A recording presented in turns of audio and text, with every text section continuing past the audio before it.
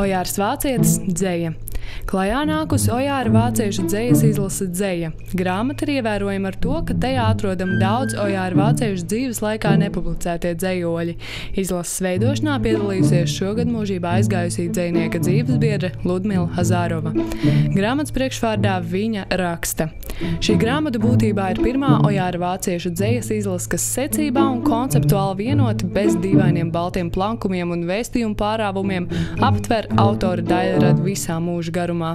No romantiskas jūsmas un pasaules lāpīšanas līdz nežēlīgiem patiesības mirkļiem pēdējo gadu dzejoļos. Interesanti, ka grāmatas prezentācija notika 13. novembrī, Ojāra vāciešu dzimšanas dienā viņam veltītas konferences ietvaros.